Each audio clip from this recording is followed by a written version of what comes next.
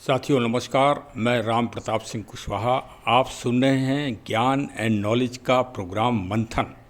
मंथन समुद्र मंथन हुआ हो या न हुआ हो, लेकिन प्रत्येक व्यक्ति के दिल और दिमाग में हमेशा मंथन चलता रहता है। ये एक वैज्ञानिक क्रिया है, ये एक मानवीय क्रिया है। तो भाई संसदीय चुनाव चल रहे हैं, लोकसभा के चुनाव 2024, मतलब भारत का भाग्य आपके हाथ में है कि भारत को आपको कैसा बनाना है। और आज हम जो दृष्टांत दे रहे हैं वो महाभारत से दे रहे हैं। महाभारत, एक देश का नाम ऐसा पूरी दुनिया में मिलेगा क्या? हमारे देश का नाम क्या है? अमेरिका। हमारे देश का नाम क्या है? जर्मन। हमारे देश का नाम क्या है? रूस। हमारे देश का नाम क्या है? चीन। और जब भारतीय अपने देश का नाम बताते हैं तो महाभारत। आखिर कुछ न कुछ तो विशेषता होगी, कुछ न कुछ महानता तो होगी कि इस देश के नाम के आगे महा लग गया आज से 5000 साल पहले। और वो किसके सामने लगा? साक्षात प्रभु श्री योगेश्वर। भाई प्रभु श्री कृष्ण जी के सामने महाभारत युद्ध चला 18 दिन, और आपके सामने 18वां लोकसभा चुनाव। तो आप भी भाई कम नहीं हैं, आप भी महारथी हैं। वोट अवश्य करिए। इस महाभारत के महाकुंभ में आप भी रणसैनिक बनिए। युद्ध, हे अर्जुन, युद्ध तो करना ही पड़ेगा, तो मतदान तो करना ही पड़ेगा। अब प्रश्न ये है कि मतदान किसे करना पड़ेगा, किस पार्टी को चुनना पड़ेगा, किस सांसद सदस्य को चुनना पड़ेगा। ये निर्णय आपके ऊपर छोड़ा है ईश्वर ने और भारत के संविधान ने कि आप स्वतंत्र हैं अपना निर्णय लेने के लिए। 5वां चरण, मतलब आधा तो रास्ता पार हो ही गया। अब 5वें चरण की रणभेदी है काशी सबसे पहले, जहाँ माननीय प्रधानमंत्री जी के भाग्य का फैसला होना है। फिर है अयोध्या नगरी, जहाँ राम लला जी विराजमान हो गए हैं। सुनते चलिए भी आप। फिर है लखनऊ, जहाँ भारत सरकार के रक्षा मंत्री साहब प्रत्याशी हैं, उनके भाग्य का फैसला जनता को करना है। और इसी तरह से अन्य महत्वपूर्ण सीटें पूरे भारत के रंगमंच के रंग पटल पर हैं। तो अब भाई प्रश्न ये है कि मतदान किस विचारधारा को किया जाए। हाँ, ये सत्य बात है। देखिए, ये चुनाव भारत सरकार का है, मतलब पूरे भारत का है। आप जो चुनेंगे वो भारत सरकार की नीतियाँ बनाएगा, राज्य सरकार की तो बनाएगा नहीं, ना ग्राम समाज की बनाएगा, भारत सरकार की बनाएगा। लेकिन ग्राम समाज, राज्य सरकार सब उसकी इकाई में ज़रूर शामिल हैं, ये बात सत्य है। तो भाई आज हम काशी से ही बात करेंगे, वाराणसी से ही। और देखिए, बड़ा अद्भुत प्रसंग हम उठाएंगे, बहुत ही मोटिवेशनल, बहुत प्रेरणात्मक। सुन जरूर लीजिएगा। हाँ, अगर आपने सुना नहीं और आप मतदान कराए तो आप पछताएंगे, इसलिए सुन लीजिएगा भाई, फिर निर्णय आप लीजिएगा। देखिए, इस प्रसंग को बड़ी गंभीरता से सुनिए, बहुत मनन से सुनिए और चिंतन करिए और विश्लेषण करिए और विवेचन करिए। देखिए, महाभारत का ही प्रसंग है और बहुत अद्भुत है और आज इस समय पूरी तरह से प्रासंगिक है। इसे सुनिए तो हमेशा ही, और फॉरवर्ड करिए, मिलने जुलने वालों को भी भेजिए। आप मतलब अच्छा लगेगा सबको, और बहुत ही प्रेरणात्मक है, मोटिवेशनल है। महाभारत के एक महारथी थे गुरु द्रोणाचार्य। गुरु द्रोणाचार्य धनुर्विद्या के पूरे पारंगत थे, मतलब अर्जुन ने सारी जो शिक्षाएं ली थीं वो गुरु द्रोणाचार्य जी से ली थी। गुरु द्रोणाचार्य जी के 3 शिष्य हुए, पहले अर्जुन, फिर दुर्योधन, और तीसरे जो शिष्य थे उन्होंने गुरु द्रोणाचार्य को कभी देखा नहीं, न कभी उनके साथ रहे, लेकिन उनका नाम इनसे भी ऊपर है, वो हैं एकलव्य।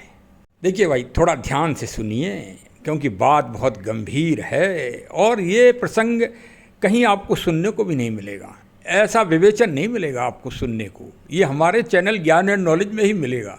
इस चैनल में आपको बड़ी अद्भुत और अलंकृत जानकारी मिलेंगी, बहुत ही मनमोहक और बहुत ही मतलब प्रेरणात्मक। तो लोग वह कहते हैं कि गुरु अच्छा बनाओ, गुरु अच्छा बनाओ तो आप भी अच्छे बन जाओगे। ये सब भ्रांतियां हैं, इनके चक्कर में मत आओ। देखिए, वो सब छोड़ जाइए, सही विद्या को पकड़िए। तो भाई अगर गुरु इतने ही अच्छे थे तो दुर्योधन क्यों नहीं अच्छा हो गया? तो स्वयं अच्छे बनिए, स्वयं अर्जुन बनिए। ये है गीता का संदेश। जब स्वयं बनोगे, शिक्षा देखिए वही द्रोणाचार्य देने वाले थे, तो द्रोणाचार्य ने ऐसी शिक्षा दी कि वो दुर्योधन की तरफ ही चले गए। मतलब सत्य को भूल गए, धर्म को भूल गए, और क्या हो गए? दुर्गुण के नायक बन गए। और एक हैं अर्जुन, तो अर्जुन ने भी कहीं ना कहीं स्वार्थ का काम किया, कहीं ना कहीं, और उन्हें भगवान का सहारा लेना पड़ा। शिष्य तो अच्छे थे, लेकिन भगवान के सहारे से वो जीते, नहीं तो नहीं जीत पाते। वो तो किक्करता मोड़ हो गया था, वो तो लड़ने लायक ही नहीं रहा। और एक थे एकलव्य, जिन्होंने गुरु द्रोणाचार्य जी के दर्शन कभी नहीं किए, ना ही कभी वार्ता की, लेकिन फिर भी वो इन दोनों से ऊपर हो गए। तो आज हम उसी की बात करेंगे।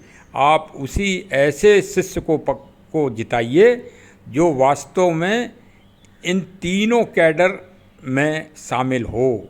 वो लोकसभा का, उसको आप नायक बनाइए, लोकसभा चुनाव का, क्योंकि वही संसदीय दल का नायक बनेगा और फिर वही भारत का भाग्य विधाता मतलब प्रधानमंत्री 5 साल के लिए बनेगा। तो आप समझ गए कि एक शिष्य मतलब एक गुरु के 3 शिष्य हुए, अर्जुन, द्रोणाचार्य और एकलव्य। तो अब हम आ रहे हैं वर्तमान में। तो पूज्य राष्ट्रपिता, भाई राष्ट्रपिता वैसे संविधान नहीं कहता है, लेकिन चलो हम कह देते हैं, क्योंकि भाई पूर्वज मतलब हैं और भाई राष्ट्र के नायक हैं। तो राष्ट्रपिता श्री मोहनदास करमचंद गांधी जी 4 फरवरी 1916 को अपने पहले व्याख्यान देने, संबोधन करने गए थे बनारस हिंदू विश्वविद्यालय के शिलान्यास उद्घाटन समारोह में। और क्योंकि जैसे आप किसी बड़े ज़िले में या बड़ी जगह जाओगे और आपको मालूम होगा कि वहाँ कोई बहुत बड़ा तीर्थ स्थान है, तो आप वहाँ भी दर्शन करने जाओगे। तो चूँकि महात्मा गांधी जी पहली बार काशी वाराणसी गए थे बनारस, तो वो काशी विश्वनाथ जी के दर्शन करने गए, प्रभु भगवान विश्वनाथ जी के। तो वहाँ गंदी बदबदाती हुई नालियाँ और मक्खी भनभनाती हुई, तो उन्होंने बड़ी कटु आलोचना की थी भारतीयों की, और स्वच्छता का उन्होंने संदेश दिया था। अब भाई देखिए, फिर 1947 में मतलब भारत के प्रथम प्रधानमंत्री पंडित श्री जवाहरलाल नेहरू जी हो गए। अब उन्होंने गांधी जी को कितना फॉलो किया? क्या कभी उन्होंने सफाई करवाई काशी विश्वनाथ जी की? तो देखो, हम भाई व्यवहारिक बात करेंगे। हाँ भाई, अगर जैसे आपके दल का या आपके परिवार का कोई वयोवृद्ध मतलब सदस्य अगर कोई बात कह दे कि ये होना है बेटा, तो मतलब वही तो आदेश हो गया ना। तो भाई मोहनदास करमचंद गांधी जी ने कहा कि बनारस में भगवान विश्वनाथ का मंदिर बहुत गंदी अवस्था में है, तो भाई उसको क्या, जो प्रधानमंत्री साहिबान हुए, बहुत सारे हुए, वर्तमान को छोड़ दें, तो क्या किसी ने काशी पे ध्यान दिया? हाँ भाई, वहाँ ध्यान दिया था। किसने? गृह मंत्री सरदार वल्लभ भाई पटेल साहब ने, और श्री सोमनाथ जी का निर्माण करवाया था, ये बात सत्य है। लेकिन गांधी जी ने तो नहीं कहा था कि भाई सोमनाथ जी का रख रखाव अच्छा करो व स्वच्छता बढ़ाओ, विश्वनाथ जी के लिए कहा था। तो वहाँ तो कुछ नहीं किया। तो इसका मतलब शिष्यता में वो कम रह गए, जितने भी प्रधानमंत्री बने, मतलब सिर्फ नाम ही नाम दुहाई। भाई कांग्रेस तो यही कहती है कि हम गांधी जी के उत्तराधिकारी है। हाँ भाई, हम आज आपको 3 चीज़ें बताएंगे, 3 कदम ये सुनने के बाद फिर आप लोकसभा का चुनाव डालने जा रही है। हम किसी पार्टी के पक्ष के नहीं हैं, लेकिन हम उसके पक्ष के हैं जो देश को समृद्ध बनाए, जो हम सबको अच्छा बनाए, जो स्वच्छता का अभियान चलाए, जो प्रकृति पर्यावरण पेड़ पौधों की रक्षा, अरण्य की, जंगल की योजनाओं को सारगर्भित करे, जंगल बढ़ाए, ऐसे ही सरकार हम चाहते हैं। अब उस दृष्टिकोण से तो भाई उत्तर प्रदेश के माननीय मुख्यमंत्री जी पूरे वर्ल्ड में नंबर 1 हैं। जितने वृक्ष उन्होंने लगाए हैं वो तो Greenidge world of the record में दर्ज हो गया है उनका नाम।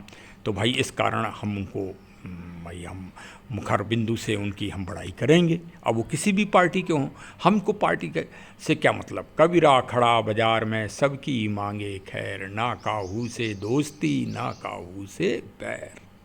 अब कोई ये कहे कि भाई आप एक विचारधारा को बढ़ा रहे हो, तो अगर वो ऐसा कह रहा है तो वो उसका गलत आकलन है हमारी दृष्टिकोण से। हमारा तो दृष्टिकोण भाई हम तो देख रहे हैं, सुन रहे हैं। हम गांधी जी के अनुयायी नहीं है भाई कि आँख भी बंद कर लो, मुंह भी बंद कर लो और कान भी बंद कर लो। जब सब अगर बंद कर लोगे तो गांधारी की तरह अगर आँख बंद कर लोगे तो दुर्योधन ही होगा आपके इधर। ये ज्ञान लीजिए ना। इसलिए अगर पूज्य गांधी जी अगर मेरे सामने होते तो मैं आज पूछता उनसे कि गांधारी जी ने अपनी आँखें बंद कर ली, धृतराष्ट्र की तो आँख बंद ही थी, और गांधारी जी ने भी आँख बंद कर ली, तभी तो दुर्योधन हुआ। क्या दुर्योधन लायक था? अगर लायक था तो अच्छी बात है गांधी जी साहब, और वरना भाई प्रश्न चिन्ह है इस मामले में जो आपका सिद्धांत था। अच्छा, हम तो अब मूल प्रश्न पे आ रहे हैं। हम तो ये आपको बताना चाह रहे हैं कि गांधी जी का असली शिष्य कौन है आज की तारीख में, वर्तमान की हम बात कर रहे हैं। अब गांधी जी, पूज्य गांधी साहब का एक भजन है जो कि आज विश्व में नंबर 1 भजन में शामिल है। मैं उसकी कुछ पंक्तियां आपको सुना रहा हूं, आप श्रवण करिए। पूज्य गांधी साहब का मैं बहुत ही सम्मान करता हूं और वो वास्तव में देश के श्रेष्ठ नायकों में से एक हैं। भजन सुनिए आप। वैष्णव जन तो तैने कहिए, जय पीर पड़ाई जाने रे, पर दुखे उपकार करे तो ये मन अभिमान न आणे रे।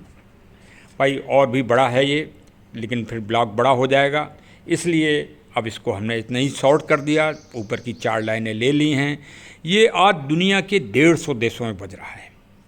पहले ये एक भी देश में नहीं बजता था। लेकिन वर्तमान प्रधानमंत्री जी अब भाई अच्छे हैं या बुरे ये तो आप जानिए, इसका विश्लेषण आपके ऊपर छोड़ दिया हमने। लेकिन उन्होंने सारे 150 देशों के संगीतकारों को बुलाया, म्यूजिशियन को बुलाया, टीमें बुलाई, रुचि ली, अपने सामने इस भजन को गवाया, और आज ये 150 देशों की भाषा में, स्थानीय भाषाओं में ये गाया जा रहा है।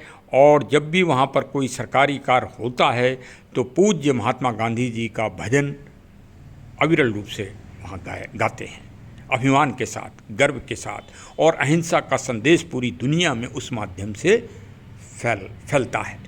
तो भाई कैसा शिष्य है, एकलव्य शिष्य चाहिए ना आपको। तो अब देख लीजिए, पूज्य वर्तमान प्रधानमंत्री जी गांधी जी से कभी मिले नहीं, लेकिन उन्होंने काशी जी को भी साफ करा दिया। बनारस विश्वविद्यालय का कॉरिडोर आज नंबर 1 कॉरिडोर बन गया है। गंगा जी भी साफ हो रही हैं, और स्वच्छता अभियान पूरे देश में चल रहा है। भाई चल रहा है ना। और गांधी जी का व्यक्तिगत भजन आज 150 देशों में उनके प्रयास से बज रहा है। हाँ, इसमें पहले किसी भी प्रधानमंत्री माननीय महोदय ने कोई प्रयास नहीं किया। अब फिर आ जाइए वर्तमान में, भारत को सबसे बड़ा मौका, पहला अंतर्राष्ट्रीय मौका मिला एक समिट कराने का, G20 का। और वो G20 में दुनिया के सबसे बड़े मंडपम, भारत मंडपम में, आधुनिक साज सज्जा से सुसज्जित, उसमें वो आयोजित किया गया। पूज्य गांधी जी के सम्मान में कोई कोर कसर नहीं छोड़ी गई। जितने भी सदस्यगण आए थे शिखर सम्मेलन में, सबको माननीय प्रधानमंत्री जी सुव्यवस्थित रूप से पूज्य बापू जी की समाधि स्थल पर ले गए, और वहाँ से पूरी दुनिया में अहिंसा, धर्म और सत्य का महान संदेश, और भारत की महान संस्कृति का महान संदेश, अहिंसा परमो धर्मा का, पूरे दुनिया के राष्ट्राध्यक्षों और प्रधानमंत्रियों को के बीच दिया। और इसका परिणाम क्या हुआ? उनकी इस रचनात्मकता और सकारात्मकता का परिणाम भी सामने आ गया कि संयुक्त राष्ट्र संघ जो सबसे बड़ी संस्था है, उसके महासचिव माननीय श्री गुटेरस साहब ने यह कहा कि दुनिया को आज पूज्य गांधी जी के महानतम सिद्धांत, गांधी जी अहिंसा के सिद्धांत पर चलना ही पड़ेगा। ये संयुक्त राष्ट्र संघ का महासचिव कह रहा है, भारत के प्रधानमंत्री जी नहीं कह रहे हैं। संयुक्त राष्ट्र संघ, जिसके तहत सारे देश शांतिपूर्वक कार्य करते हैं, दुनिया में शांति स्थापित करना चाहते हैं, के लिए सतत प्रयत्नशील रहते हैं, उस संस्था का सबसे बड़ा अध्यक्ष इस बात को कह रहा है, तो इसको ही सफलता कहा जाए। तो अब 3 काम मैंने गिनाए, तो 3 कामों से सिद्ध तो यही हो रहा है कि सिर्फ नाम, अपने नाम के पीछे क्या गांधी शब्द लगा देने से वो विरासत प्राप्त हो जाएगी? अगर विरासत प्राप्त हो जाएगी तब तो फिर ये देश का राजतंत्र हो जाएगा, फिर लोकतंत्र कहाँ रहा?